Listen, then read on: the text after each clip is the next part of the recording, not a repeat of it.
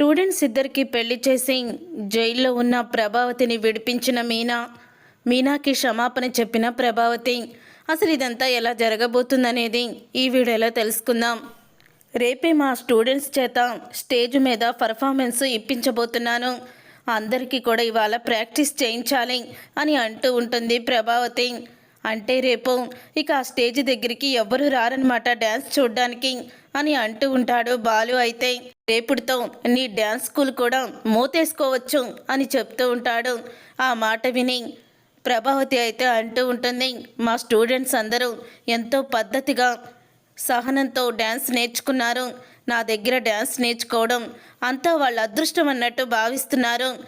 నా students talent ఏంటో రేపొద్దున్న స్టేజ్ మీద చూపిస్తాను, వాళ్ళ వల్ల నా గౌరవం పెరుగుతుంది అని ప్రభావతి అంటూ ఉంటుంది. గౌరవం పెరిగితే పర్వాలేదు, గౌరవం పోతేనే అందరి ముందు నవ్వుల పాలు అవ్వకపోతే పర్వాలేదు అని అంటూ ఉంటాడు సత్యం. ఏంటండి ఆ బాలుగాడంటే నోటికొచ్చినట్లు మాట్లాడతాడు అనుకోండి, కానీ మీరు కూడా అలాగే అంటారేంటి అని అంటూ ఉంటుంది ప్రభావతి. అయితే ఎవరైనా ఎంకరేజ్ చేస్తారు, మీరేంటో నన్ను అంతా కూడా వెనక్కి లాగుతారు. ఇంట్లో కన్నా డ్యాన్స్ స్కూల్లోనే నాకు ప్రశాంతంగా ఉంటుంది, అక్కడికి వెళ్ళిపోతాను అని అంటూ ఇక ప్రభావతి అక్కడి నుంచి వెళ్ళిపోతుంది. వెళ్ళిపోయిన తర్వాత మొత్తానికి మీ అమ్మ స్టూడెంట్స్కి డ్యాన్స్ నేర్పి రేపు స్టేజ్ మీద వాళ్ళ చేత డ్యాన్స్ చేయిస్తుంది, ఎన్నో రోజుల నుంచి అనుకుంటుంది ప్రభావతి అని అంటూ ఉంటాడు సత్యం. అవును నాన్న, అమ్మ మొక్కలో ఆనందం తెలిసిపోతుంది అని చెప్పి బాలు కూడా మెచ్చుకుంటూ ఉంటాడు. అప్పుడే ఇక మీనా అయితే మరి ఇప్పటి వరకు మీరిద్దరూ కూడా ఆట పట్టించారు అత్తయ్యని అని అడుగుతూ ఉంటుంది మీనా. ఏదో అమ్మతో అలా సరదాగా ఉండడం మాకు ఇష్టం, ఆవిడ మమ్మల్ని తిట్టడం మాకు వినసొంపుగా ఉంటుంది, మేము అనడం ఆవిడ తిట్టడం మామూలే కదా అని బాలు సత్యం నవ్వుకుంటూ ఉంటారు. తర్వాత ఇక ప్రభావతి అయితే కామాక్షి ఇంటికైతే వెళ్తుంది. స్టూడెంట్స్ అందరూ కూడా వచ్చేస్తారు. అలాగే పిల్లలతో పాటు ఆ ప్రేమించుకుంటున్న జంట కూడా డ్యాన్స్ స్కూల్కి అయితే వస్తారు. ఏంటి ఈరోజు మీకు లేట్ అయింది అని అడుగుతూ ఉంటుంది ప్రభావతి. ఏం లేదు మాస్టర్ అని అంటూ ఉంటారు ఇద్దరు కూడా. రేపే కదా మన డ్యాన్స్ ప్రోగ్రామ్, మీరందరూ కూడా ఈరోజు బాగా రిహార్సల్స్ చేయాలి, చేసిన తర్వాత స్టేజ్ మీద మీ డ్యాన్స్ ఇరగదీయాలి, అప్పుడు ఇంకా నా దగ్గరికి పిల్లలు ఎక్కువ మంది వస్తారు, అర్థమవుతుందా? ఈరోజు అంతా కూడా మీరు ఇక్కడే అంతా కూడా రిహార్సల్స్ చేయండి అని చెప్తూ ఉంటుంది ప్రభావతి. అలా డ్యాన్స్ చేస్తూ ఉండగా అందులో అమ్మాయి అయితే కళ్ళు తిరిగి పడిపోతుంది. స్టూడెంట్ కళ్ళు తిరిగి పడిపోవడంతో ఇక వెనకాలే ఉన్న ఆ అమ్మాయిని ప్రేమించిన అతను మరో స్టూడెంట్ అయితే గబగబా అమ్మాయి దగ్గరికి వస్తాడు. రే నువ్వేంట్రా ఎందుకు దగ్గరికి వచ్చావు, వెళ్ళి వెనక్కి నుంచో అని కామాక్షి అంటూ ఉంటుంది. అప్పుడే ఇక ప్రభావతి అయితే ఇదేంటి కామాక్షి ఇలా కళ్ళు తిరిగి పడిపోయింది, ఏమై ఉంటుంది అని అంటూ ఉంటుంది. ప్రభావతి అయితే ఉండు నేను వెళ్ళి వాటర్ తీసుకొస్తానని కామాక్షి వాటర్ తీసుకువచ్చి అమ్మాయి ముఖం మీద చల్లుతుంది. చల్లిన తర్వాత అమ్మాయి అయితే స్పృహలోకి రాదు. ఇదేంటి కామాక్షి నీళ్లు జల్లిన స్పృహలోకి రావడం లేదు, నువ్వేమో ఒకేసారి డ్యాన్స్ చేయండి అంటూ వాళ్ళకి అలుపు వచ్చే వరకు నీరసం వచ్చే వరకు డ్యాన్స్ చేయించావు, ఇప్పుడు ఆ అమ్మాయి ఏమో డ్యాన్స్ చేయలేక కళ్ళు తిరిగి పడిపోయినట్టుంది, ఉండు నాకు తెలిసిన డాక్టర్ని పిలిపిస్తాను అని డాక్టర్ని అయితే పిలిపిస్తుంది కామాక్షి. అప్పుడు ఇంకా ఆ అబ్బాయి అయితే ఆ అమ్మాయికి ఏమైందని తెగ కంగారు పడిపోతూ ఉంటాడు. ఇంతలో ఇక డాక్టర్ అయితే వస్తుంది. అమ్మాయిని బెడ్ మీద పడుకోబెడతారు. పడుకోబెట్టిన తర్వాత ఇక డాక్టర్ వచ్చి తను టెస్ట్ అయితే చేస్తుంది. చేశాక కూడా స్పృహలోకి అయితే అమ్మాయి రాదు.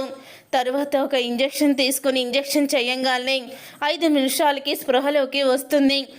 అప్పుడే ఇక ప్రభావతి అయితే ఏమైంది డాక్టర్, తను ఎందుకు కళ్ళు తిరిగి పడిపోయింది, నీళ్లు చల్లినా కూడా స్పృహలోకి రాలేదు అని అడుగుతూ ఉంటుంది ప్రభావతి. ఇక ప్రభావతి అలా అడిగిన తర్వాత అప్పుడే ఇంకా డాక్టర్ అయితే తను నీరసంగా ఉన్నట్టుంది, అందుకని అలాగా కళ్ళు తిరిగి పడిపోయింది అని చెప్తూ ఉంటుంది. డాక్టర్ అయితే మళ్ళీ అమ్మాయి బెడ్ మీద నుంచి లేచి వాంతులు అయితే చేసుకుంటుంది. అలా వాంతులు చేసుకోగానే డాక్టర్ అయితే ఒకసారి పడుకోమ్మా అని అంటూ కడుపు మీద ఇక నొక్కి చూస్తుంది, నాడి పట్టుకుంటుంది. అప్పుడే పట్టుకోగానే ఇక డాక్టర్ అయితే ఈ అమ్మాయి మీకేమవుతుంది అని ప్రభావతిని అడుగుతూ ఉంటుంది. ఈ అమ్మాయి నాకు కూతురు లాంటిది అని అనగానే, ఓహో మీ కూతురు లాంటిదా, అయితే మీకు గుడ్ న్యూసే, మీరు అమ్మమ్మ కాబోతున్నారు అని అనగానే, నేను అమ్మమ్మని కాబోతుమేంటి, ఆల్రెడీ మా అమ్మాయి ప్రెగ్నెంటే అని అంటూ ఉంటుంది ప్రభావతి. అంటే అయ్యింది మీ కన్న కూతురు కాదు, ఈ అమ్మాయి కూడా మీ అమ్మాయి లాంటిది అన్నారు కదా, అందుకని ఈ అమ్మాయి ప్రెగ్నెంట్ అవుతుంది అని చెప్పగానే ఒక్కసారి ప్రభావతి, కామాక్షి, ఇక ప్రేమించిన అబ్బాయి అందరూ కూడా షాక్ అయిపోతూ ఉంటారు. ఇక షాక్ అయిపోతూ ఉండగా ఇంతలో ప్రభావతి అయితే, డాక్టర్ మీరు చెప్తుంది నిజమేనా అని అంటూ ఉంటే, అవును నేను చెప్తుంది నిజమే, ఇది గుడ్ న్యూసే కదా అని అంటూ ఉంటుంది డాక్టర్ అయితే. అప్పుడు ఇక ప్రభావతి అయితే పడిపోతుంది కళ్ళు తిరిగి. ప్రభావతి కళ్ళు తిరిగి పడిపోగానే ఇక వెంటనే కామాక్షి నీళ్లు జల్లుతుంది. ఈవిడ గుడ్ న్యూస్ వినేసరికి ఈవిడ కళ్ళు తిరిగి పడిపోయినట్టుంది. ఎనీవే కంగ్రాచులేషన్ అని చెప్పి వెళ్ళిపోతుంది డాక్టర్ అయితే. ఏంటి కామాక్షి ఇదంతా అని అంటూ ఇక ప్రభావతి అయితే ఆ అబ్బాయి దగ్గరికి అయితే వెళ్తుంది. రే దీనికి కారణం నువ్వే కదా అని అడుగుతూ ఉంటుంది ప్రభావతి. లేదు గురుగారు నేను కాదు అంటూ ఆ అబ్బాయి భయపడిపోయి అక్కడి నుంచి పారిపోతాడు. అలా అబ్బాయి పారిపోయిన తర్వాత అప్పుడే ఇంకా ఆ స్టూడెంట్ అయితే, మేడం అది అని అంటూ ఉంటుంది. ఛీ నువ్వు ప్రెగ్నెంట్ అయ్యి నా పేరు మొత్తం చెడగొట్టేశావు, ఇప్పో నీకు నాకు సంబంధం లేదు అని ప్రభావతి అంటూ ఉంటుంది. అప్పటికి మీనా ఆ రోజు చిలక్కి చెప్పినట్టు చెప్పింది, వీళ్ళిద్దరేదో తప్పు చేస్తున్నారని. మీనాని వీళ్ళిద్దరి ముందు తిట్టి వీళ్ళని గొప్పగా పొగిడావు, ఇప్పుడు ఏం జరిగిందో చూడు.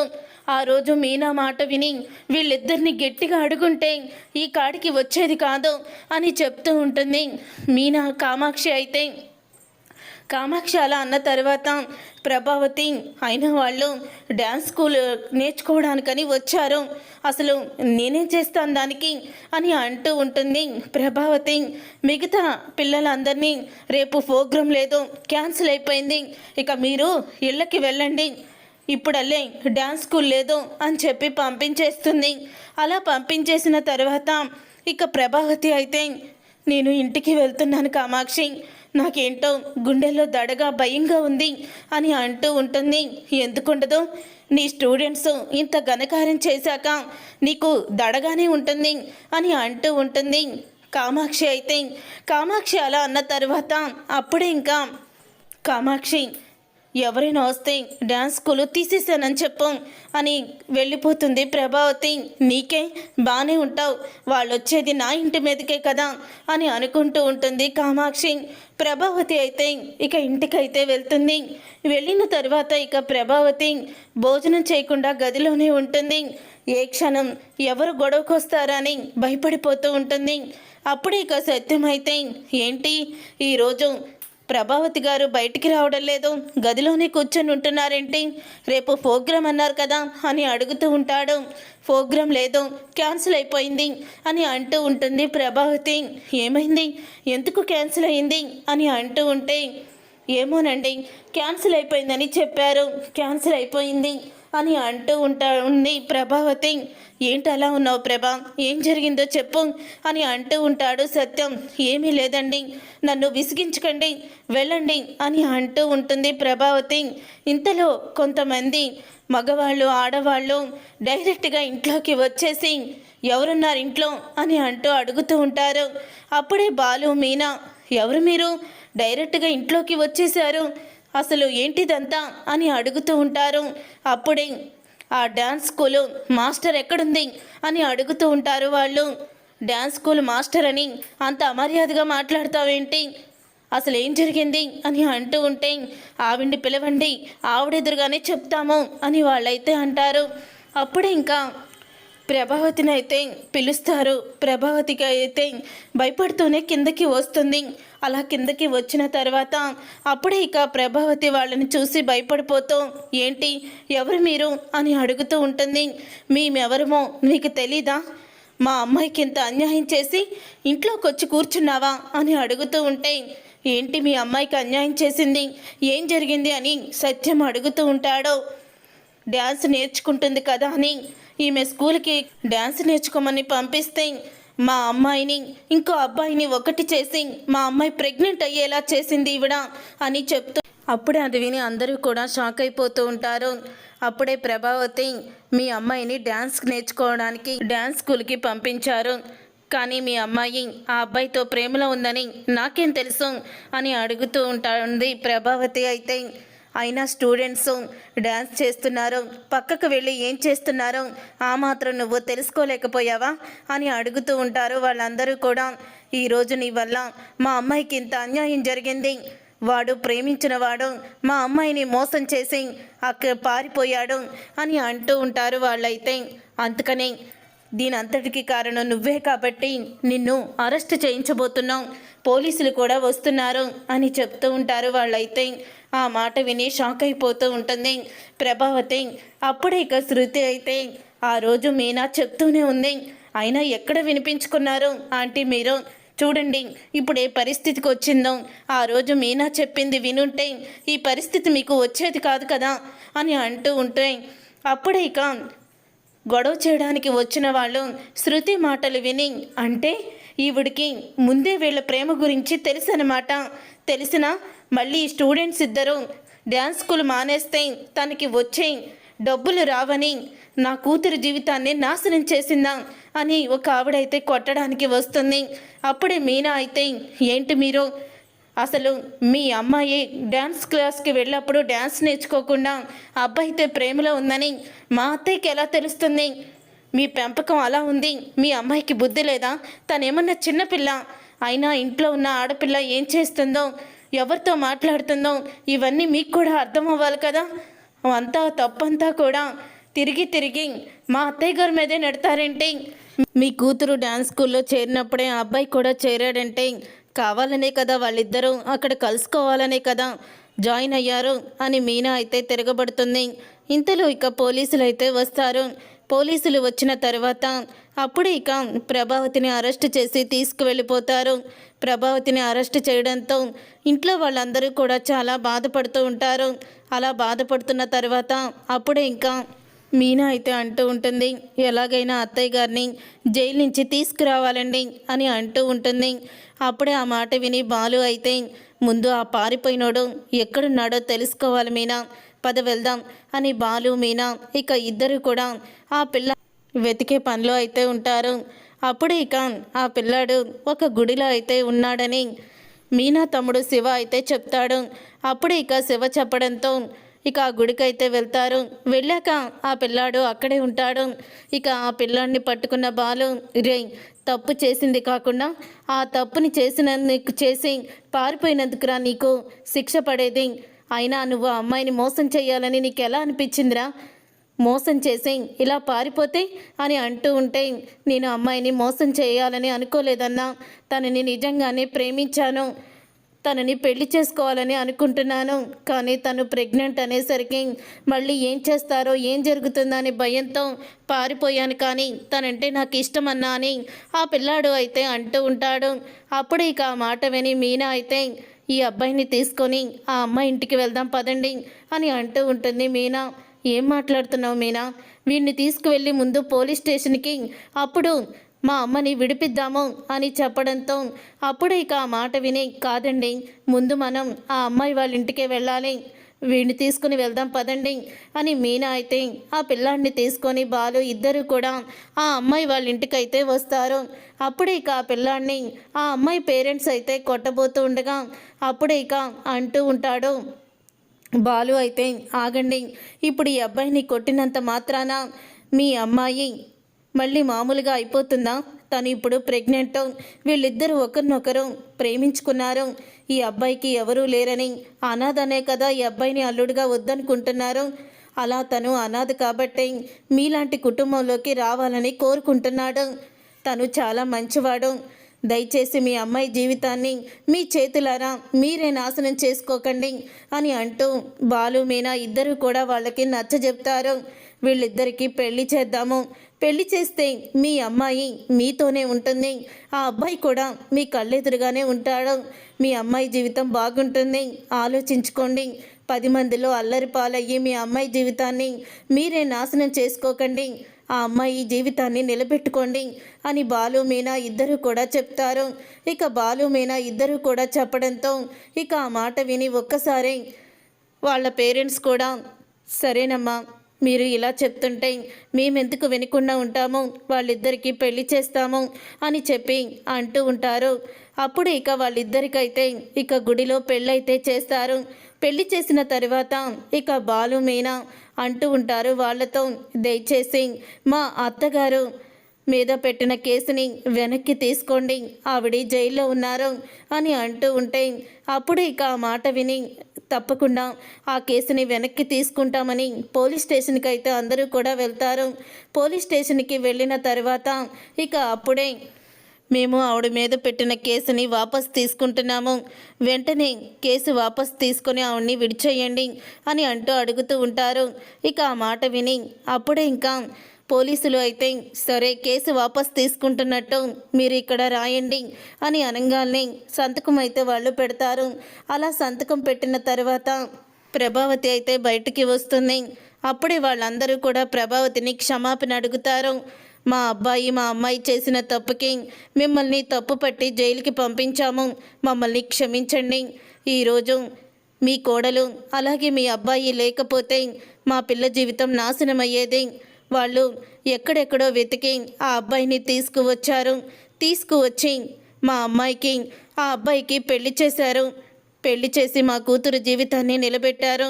నిజంగా ఇలాంటి కొడుకు కోడలు ఉన్నందుకు మీరు చాలా గొప్పవాళ్ళమ్మా అని అంటూ ఉంటే ఆ మాట విని ప్రభావతి అయితే ఇక వాళ్ళ వైపు జాలిగా అయితే చూస్తుంది. అలా చూడడంతో అప్పుడే ఇంకా బాలు మీనా అయితే ఇంటికి వెళ్దాం పదండి అత్తయ్య అని ఇక మీనా అయితే ప్రభావతిని తీసుకొని వస్తూ ఉంటుంది ఇంటికి. తర్వాత ఇక ప్రభావతి లోపలికి వస్తూ ఉండగా ముందు బాలు అయితే ఇంట్లోకి వెళ్తాడు. వెళ్ళాక మనోజ్ అయితే అంటూ ఉంటాడు, రే ఏంటి నీ భార్య నువ్వు ఎక్కడికో వెళ్ళారు కదా వెతుక్కుంటూ, ఏంటి ఆ అబ్బాయి దొరికాడా? వాడు దొరకడ్రా, వాడు మోసం చేసి వెళ్ళిపోయాడు.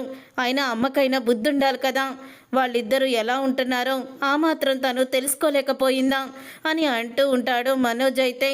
అప్పుడు ఇక బాలు అయితే రే అమ్మ పోలీస్ స్టేషన్లో ఉంది కదా, కనీసం నువ్వన్నా వెళ్ళి అమ్మకి బెయిల్ ఇప్పించవచ్చు కదా అని అంటూ ఉంటాడు బాలు ఏమీ తెలియనట్టు. అప్పుడే ఇక మనోజ్ అయితే ఏంట్రా బెయిల్ ఇప్పించేది, కొన్ని రోజులు అక్కడే ఉంటాయి, ఇంకా డ్యాన్స్ స్కూల్ పెట్టాలని డ్యాన్స్ నేర్పించాలని ఇలాంటి పిచ్చి పిచ్చి పనులన్నీ మానేస్తుంది. అయినా ఇప్పుడు నేను వెళ్ళి లాయర్కి వేలుకు వేలు డబ్బులు ఇచ్చి ఆవిడ గారిని విడిపించాలా, 2 రోజులు జైల్లో ఉంటే ఏమైపోతుందిలే అని అంటూ ఉంటే అప్పుడే ఇక రోహిణి అయితే నువ్వు వెళ్ళిన పని ఏమైంది బాలు అని అడుగుతూ ఉంటుంది. ఆ అబ్బాయి దొరకలేదు, అందుకని లాయర్తో మాట్లాడదామని మనోజ్ని తీసుకువెళ్దామని వచ్చాను అని అంటూ ఉంటాడు బాలు. మనోజ్ అయితే రాడు బాలు, అత్తయ్య గారు చేసింది తప్పు, అయినా మీనా చెప్పిన తర్వాత కూడా ఆవిడ ఆ పిల్లల్ని పట్టించుకోకపోతే ఎలా చెప్పు, అయినా మనోజ్ అన్నట్టు 2 రోజులు జైల్లో ఉంటేనే తెలిసొస్తుందిలే ఆవిడికి కూడా అని అంటూ ఉంటుంది రోహిణి. అప్పుడే రోహిణి మనోజ్ మాటలు విని ప్రభావతి షాక్ అయిపోతూ ఉంటుంది. అప్పుడే సరే అంతా విన్నావు కదమ్మా లోపలికి రా అని అంటూ ఉంటాడు బాలు. ఇక బాలు అలా అనేసరికి మనోజ్ రోహిణి ప్రభావతిని చూసి షాక్ అయిపోతూ ఉంటారు. అత్తయ్య వచ్చేసారా మీరు రాలేదేమో అని అంటూ ఉంటుంది రోహిణి. అప్పుడు ఇక మనోజ్ అయితే నేనే లాయర్ని తీసుకొని వద్దామనుకున్నానమ్మా అని అంటూ ఉంటే అప్పుడు ఇక ప్రభావతి మనోజ్ చంప పగలగొడుతుంది. ఇన్ని రోజులు నీ కోసం నేను ఎన్నో అబద్ధాలు ఆడాను, నా భర్తని కూడా మోసం చేశాను, మీనాని తక్కువగా చూసి ఈ రోహిణిని నెత్తిన పెట్టుకున్నాను. కానీ తనని నేను ఎంత బాధ పెట్టినా సరే అవేమీ కూడా మనసులో పెట్టుకోకుండా మీనా ఈరోజు తన భర్తతో కలిసి నన్ను జైలు నుంచి విడిపించింది. కానీ మీరిద్దరూ ఇలా మాట్లాడతారని అస్సలు అనుకోలేదు అని అంటూ ఉంటే ఆ మాట విని ఒక్కసారి షాక్ అయిపోతూ ఉంటారు మనోజ్ రోహిణి. ఇన్ని రోజులు మిమ్మల్ని చూసి మురిసిపోయేదాన్ని, కానీ మీలాంటి వాళ్ళని అస్సలు కూడా నమ్మకూడదని ఈరోజే తెలిసింది. డబ్బులు ఎప్పుడూ కూడా మన జీవితాల్ని పెట్టవు. డబ్బులు అవసరమే కానీ అవే జీవితం కాదని ఇప్పుడే తెలుసుకున్నాను. నన్ను క్షమించు మీనా అని మీనాని క్షమాపణ అడుగుతుంది ప్రభావతి. చూసారుగా ఫ్రెండ్స్, రాబోయే కథలో ఖచ్చితంగా ఇలాగే జరగబోతుంది. మరి ఇలాగే జరగాలని మీరైతే కోరుకుంటున్నారా? అయితే వీడియోని తప్పకుండా లైక్ చేసి ఛానల్ని సబ్స్క్రైబ్ చేసుకొని పక్కనే ఉన్న గంట సింబల్పై ఆలని క్లిక్ చేయండి. అప్పుడు మేము పెట్టే ప్రతి వీడియో మీరు మిస్ కాకుండా చూసేవచ్చు.